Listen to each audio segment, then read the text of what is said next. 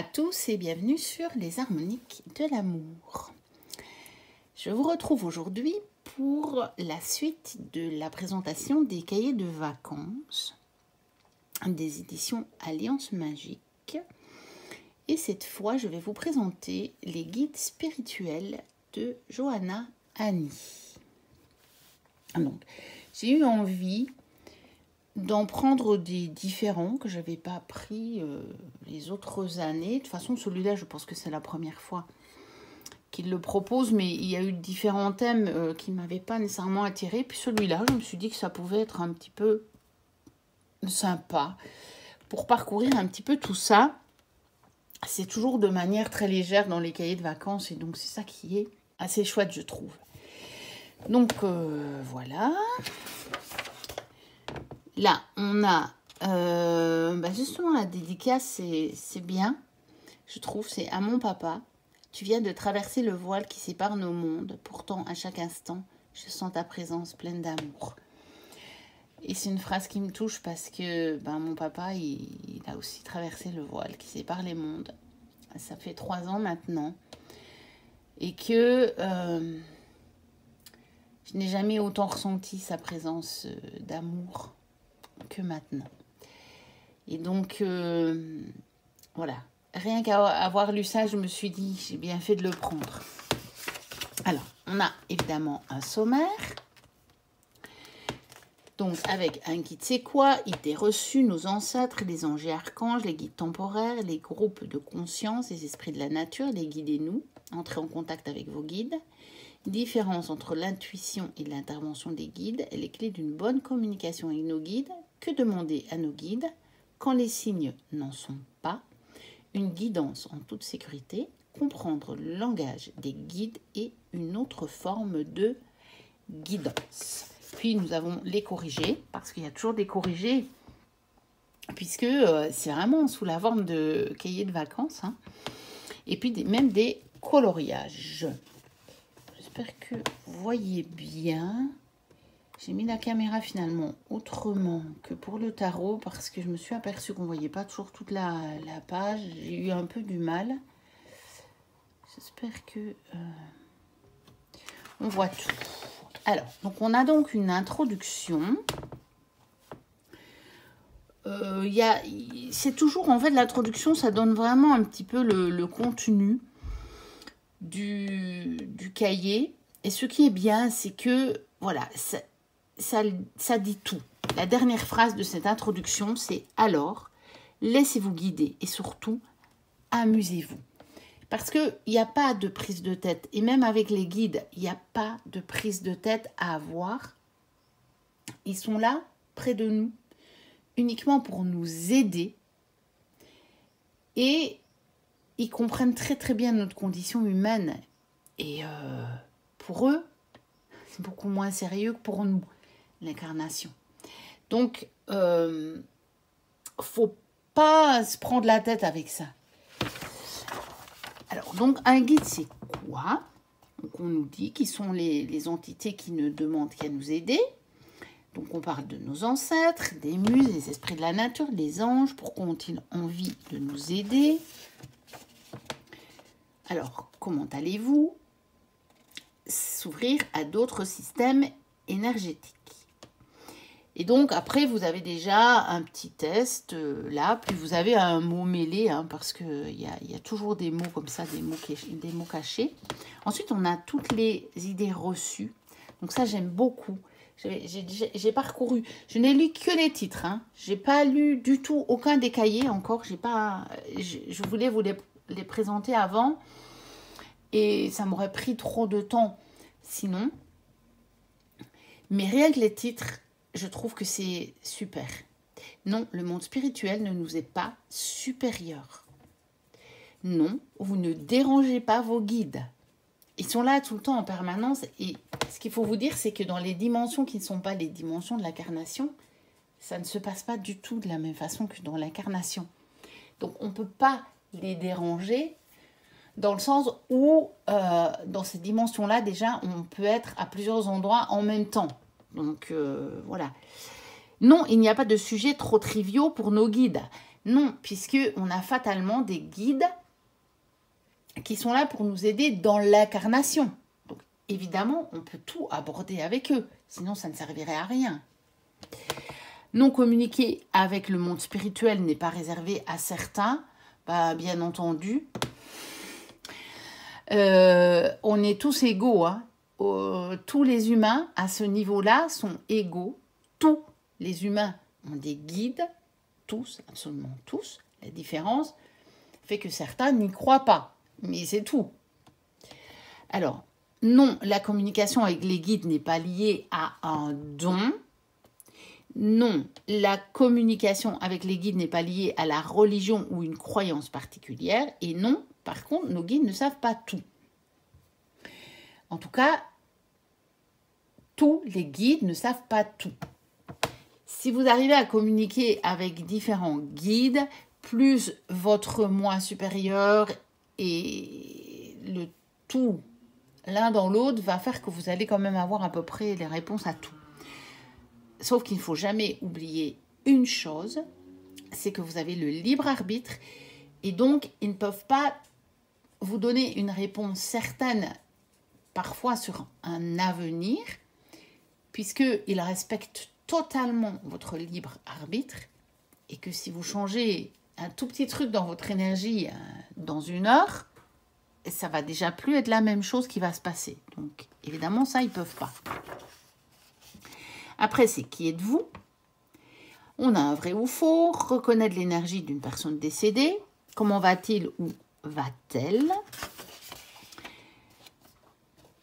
Un chapitre sur les ancêtres, les parents, les grands-parents, puis les ancêtres encore plus lointains que les grands-parents. Comment manifestent-ils leur présence auprès de nous? Ensuite, qu'attendez-vous de vos guides? L'énergie des lieux. Exercez votre présence. Et puis, un double puzzle. Donc ici, il faut remettre dans l'ordre les lettres des mots qui nous empêchent d'entendre ou de voir les signes de nos guides. Et après, vous allez évidemment avoir un message, bien entendu. Après, on passe aux anges et aux archanges. On parle de leur nom. On parle de comment ils se manifestent auprès de nous. On fait connaissance avec les archanges principaux, je dis bien, parce qu'il en existe d'autres. Faire connaissance avec notre archange. Alors là, c'est un petit peu notre... par rapport à notre cœur. Mais en réalité, il faut vous dire aussi que dans certaines situations, vous pourrez faire éventuellement appel à tel ou tel archange.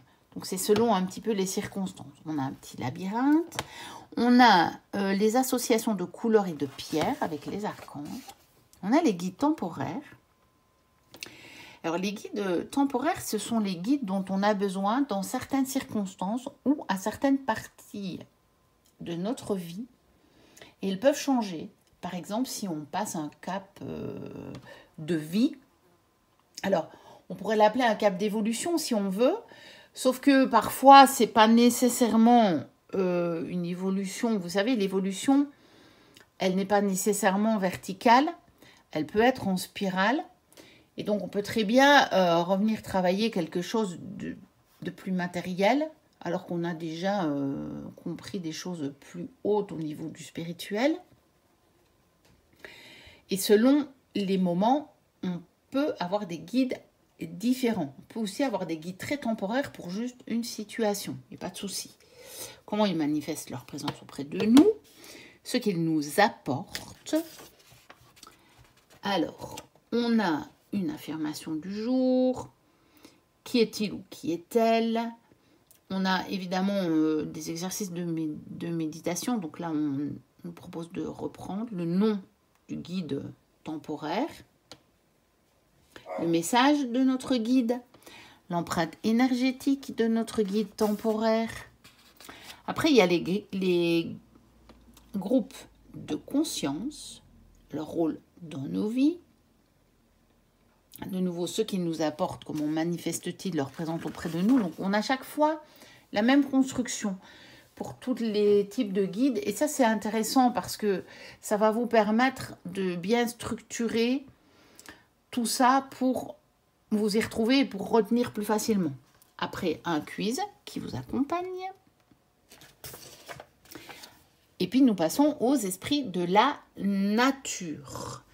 Donc, on a déjà un lien entre la nature et nous. Les esprits de la nature et les éléments. À nouveau, leur rôle parmi nous et comment manifestent-ils leur présence auprès de nous. On a un mot croisé, on a un mot mêlé, un mot caché. Après, les guides et nous, laissez-les faire. Combien avons-nous de guides? Le nom de vos guides. Et peut-on avoir une célébrité en guise de guide? Oui, c'est bien possible. Vous savez que à partir du moment où on quitte l'incarnation,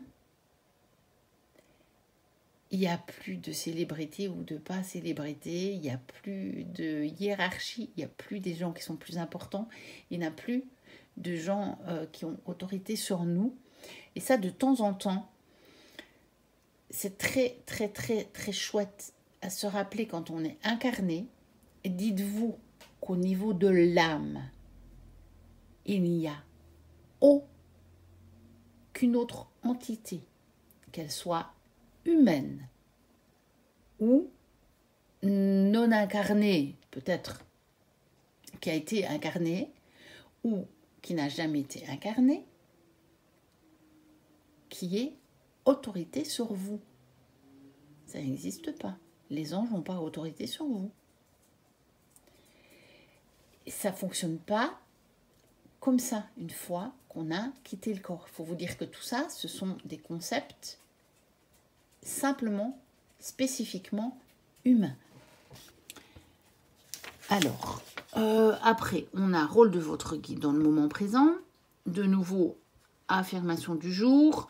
Un exercice pour savoir qui nous parle. Alors, comment vivre dans l'abondance?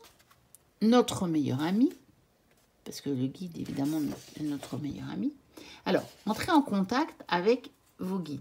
On a des échanges énergétiques et on a aussi les cartes oracles. Et ça, je trouve ça génial parce que moi, c'est pour ça que j'ai commencé la cartomancie. Parce que j'avais commencé à m'intéresser à tout ça, à la spiritualité, aux guides, un petit peu à tout ce qui est ésotérique. Et qu'on parlait tout le temps des guides et des messages des guides. Bon, il n'y avait pas encore les cahiers. Hein. Et je disais, ouais, mais c'est bien beau ça, mais moi, je n'ai aucune idée de ce qu'ils me disent. Je ne sais pas, j'y arrive pas, je ne peux pas parler avec eux. Et une fois, j'ai vu une vidéo dans laquelle quelqu'un dit, tu veux parler avec tes guides? Mais c'est pas compliqué. Regarde, tu prends et va chercher un oracle. C'était à l'époque un oracle de Doreen Virtue. Et il tire une carte. Et il dit, voilà, si tu poses l'intention, tu en as un message de tes guides. J'ai trouvé ça génial. Le lendemain, c'était un soir. Le lendemain, j'ai acheté des oracles et j'étais tombée dans la cartomancie. Et puis après, je me suis intéressée à toutes les autres formes aussi de cartomancie, bien entendu. J'ai tellement aimé ça que... Mais c'est comme ça que je suis tombée dans la cartomancie. Alors ici, on nous parle aussi de l'écriture inspirée. Qu'ai-je besoin de savoir aujourd'hui? Qui a besoin d'attention en moi? Établissez un lien émotionnel avec votre guide. Un défi, retrouver un objet perdu. Hein. On peut le faire avec le petit Lenormand notamment, mais pas que. Hein. Écriture inspirée. Alors, différence entre l'intuition et l'intervention des guides. Alors, ce qu'ils vont vous dire, c'est que je n'ai pas lu, hein, donc je ne sais pas ce qu'elle raconte. Mais moi, je pense que l'intuition vient surtout de notre moi supérieur, qui est un de nos guides. En fait, c'est nous, mais dans le monde des dimensions plus hautes. Mais c'est un guide quand même, parce que c'est nous quand on n'est pas incarné. notre moi supérieur. Et comme le temps n'existe pas et qu'il y a des subtilités qu'on a du mal à comprendre quand on est incarné, il est plus que probable que votre moi supérieur guide des humains dans une vie parallèle, on va dire, pendant que vous êtes incarné ici. Il peut servir de guide à d'autres humains. Ça dépasse un peu notre entendement humain, mais c'est comme ça que j'ai compris les choses. Mais pour moi, notre moi supérieur est de toute façon en lien avec les guides. Alors, c'est peut-être un petit peu différent, très certainement, mais c'est quand même pas tout à fait différent puisqu'il est en lien étroit avec les guides. Maintenant, si j'ai bien compris, moi, je ne sais pas ce qu'on en dit dans le carnet, mais si j'ai bien compris, notre moi supérieur est le seul qui peut pas aller contre notre libre arbitre, mais qui justement peut un petit peu influencer ce libre arbitre, puisque c'est nous, c'est une part de nous. C'est quelque chose qui nous constitue, nous, dans notre entièreté. Que une énergie qui est extérieure à nous ne fera pas, respectera à 100%. Donc, la voix de nos guides, c'est ce qu'on dit, c'est un point de vue plus extérieur, mais sachant quand même que dans l'univers, tout est relié. L'univers, il ressemble quand même à ceci. Voilà, je suis tombée toutes les pierres. Donc, l'univers ressemble quand même à ceci.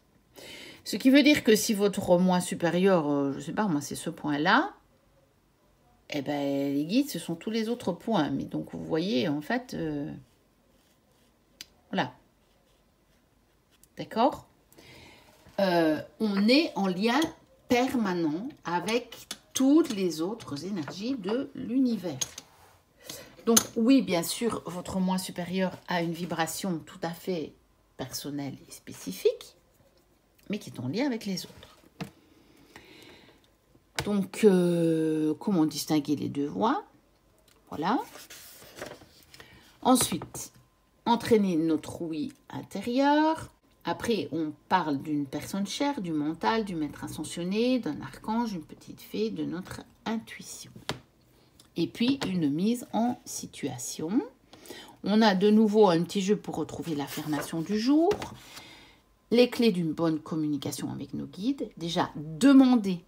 Parce que ça, c'est quelque chose... Ça, c'est la différence avec votre moi supérieur. Votre moi supérieur, comme il est vous, il peut vous passer des informations même si vous ne pensez pas à lui demander. Un guide extérieur ne le fera pas. Parce que ce serait aller contre votre libre arbitre. Donc, il ne le fera pas. Alors, restez ouvert quant à la façon dont vous recevrez vos réponses. Soyez dans le moment présent, apprendre à le croire sincèrement que vous êtes entendu et que vous serez exaucé. Soyez simple et direct et remerciez. Mais remerciez simplement, hein, comme vous faites avec un ami. Hein. Ah, merci beaucoup, c'est suffisant. Alors, créez votre hôtel, un mot mêlé, faites entrer la magie dans votre vie. Un cryptogramme, donc justement, trouvez une citation de Sonia Choquette dans son livre « Demandez à vos guides ». Que demander à nos guides ? De manière générale, vous pouvez tout demander à vos guides. Par exemple, aux parents, aux grands-parents, aux guides temporaires, aux anges, aux archanges, les groupes de conscience des divinités, les esprits de la nature. Faites-vous accompagner par des guides temporaires, votre évolution spirituelle, vos guides et les rêves. Après là, vous avez des mots coupés, donc à reformer. Ensuite, quand les signes n'en sont pas, parce qu'il ne faut pas non plus voir des signes partout. Ça, je sais que j'avais un tout petit peu parcouru le paragraphe parce qu'à un moment, ça m'avait un peu agacé de voir les gens qui, à chaque fois qu'ils voyaient une plume, « Oh, c'est un signe, c'est un signe ». Alors, c'est comme on dit, hein, Si vous avez une quinzaine de pigeons qui ont élu domicile sur votre toit, si vous avez une plume le matin en sortant de chez vous, ce n'est pas nécessairement un signe. Par contre, si vous n'avez pas d'oiseaux tout près de chez vous et que vous trouvez une plume à l'intérieur de chez vous, ça peut être un signe. Donc, il faut quand même que ce soit un tout petit peu plus exceptionnel. D'accord? Après, tout dépend aussi de votre perception et de votre demande. Parce que nos croyances et nos demandes sont prioritaires sur les signes que l'on va recevoir. Ensuite, on a aussi, les guides peuvent parler par les nombres, là par des mots, donc là les mots cachés, interpréter les signes. Ensuite, une guidance en toute sécurité, pratiquez le discernement, prenez soin de nos vibrations, souriez, ne demandez pas à vos guides de prendre les décisions pour vous, ils ne le feront pas, je vous le redis, ils ne peuvent pas aller contre votre libre arbitre. En fait, ils vivent dans une dimension où aller contre le libre arbitre d'un humain n'est même pas concevable pour eux. Ils n'en auront même pas l'idée. C'est quelque chose qui pour eux n'existe pas. Alors, écoutez votre corps, parce que n'oubliez pas que c'est le corps qui est le pont entre le monde d'en haut et le monde d'en bas. Alors, vous avez le pouvoir de changer d'état d'esprit. On a des rituels de protection si vous en avez besoin. En même temps, si vous faites appel à vos guides qui sont là pour vous guider, pour vous aider, si vous faites appel à des archanges, à des esprits de la nature, comme les fées, etc., il n'y a pas nécessairement besoin de vous protéger, puisque ce sont toutes des énergies bienveillantes. Comprendre le langage des guides, un langage subtil, les répétitions, les symboles, notre mémoire, les synchronicités, exercer sa clairaudience, reconnaître les guides grâce aux symboles, s'exercer à observer et à interpréter, créer une synchronicité. On peut aussi décider. Il existe de nombreux livres, par exemple, qui font correspondre à un nombre ou un symbole à une signification.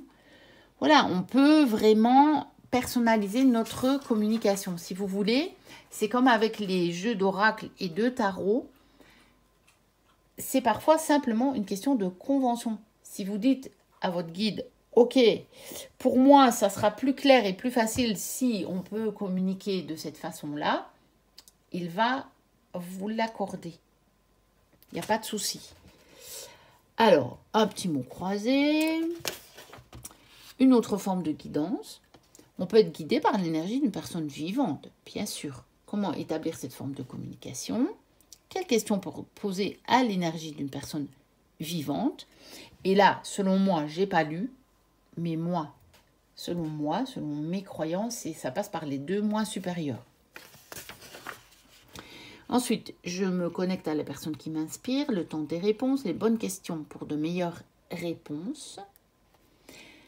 Des mots cachés, de nouveau une affirmation, et puis vous avez tous les corrigés.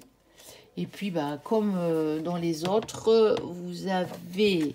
Ah non, c'est pas encore. Là, on a les coloriages dont on nous parlait.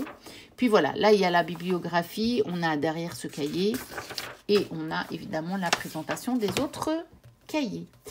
Donc voilà pour le cahier des guides spirituels de Johanna Annie. N'hésitez pas à commenter, à liker, à vous abonner si vous passez par là et que ce n'est déjà fait. Moi, je vous dis à très bientôt pour une prochaine vidéo et d'ici là, portez-vous bien. Bye bye.